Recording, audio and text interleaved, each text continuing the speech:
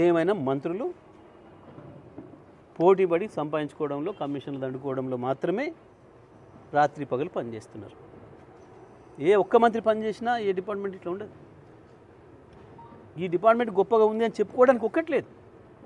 ఒకే ఒక్క డిపార్ట్మెంటు పనిచేస్తున్నది అంటే పోలీస్ డిపార్ట్మెంట్. ఏమి పని చేస్తున్నది అని అంటే, ఎవడైనా యూరియా లేదు, మంత్రి యూరియా ఇవ్వలేని ముఖ్యమంత్రి, చేతగాని తన ముఖ్యమంత్రి అని పెడితే కేసు పెట్టాలి, జైలు పెట్టాలి. లేదు, యువకులకు మాకు ప్రభుత్వం ఇస్తున్న మాట నెరవేర్చలేదు, 4000 భృతి ఇస్తలేదు అని ఎవరైనా పెడితే కేసు పెట్టాలి, జైలు పెట్టాలి. కాంగ్రెస్ పార్టీకి కాపల కుక్కలాగా పనిచేస్తున్నారు. నేను సూర్యాపేట, నల్గొండ జిల్లాల ఎస్పీలకు కూడా చెప్తా ఉన్నా, మీరు రాజకీయ విమర్శలు చేసిన వాళ్ళను కూడా తీసుకొచ్చి ఏదో సోషల్ మీడియాలో పోస్టులు పెట్టారు అని చెప్పి అత్యుత్సాహాన్ని ప్రదర్శించి మీ పోలీస్ స్టేషన్లో పిలుస్తున్నారు. ఇక నుంచి మేము పిలిపిస్తాం, మీరు ఎవరు పిలిచినా రామ్ పోలీస్ స్టేషన్లకనే పిలుపు తీసుకోవాల్సి వస్తుంది, ఒక ప్రజా ఉద్యమాన్ని తీసుకోవాల్సిన పరిస్థితి వస్తుంది.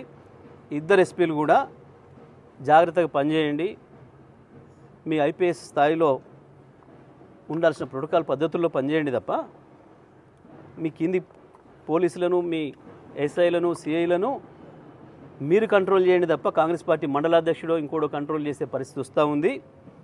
వాళ్ళు ఎవడి పేరు చెప్తే వాడిని పట్టుకొచ్చి పోలీస్ స్టేషన్ పట్టుకొచ్చి కూర్చోబెట్టడం రోజుల తరబడి నాటకాలు చేస్తున్నారు. ఈ బంద్ చేయండి. ఇప్పటి నుంచి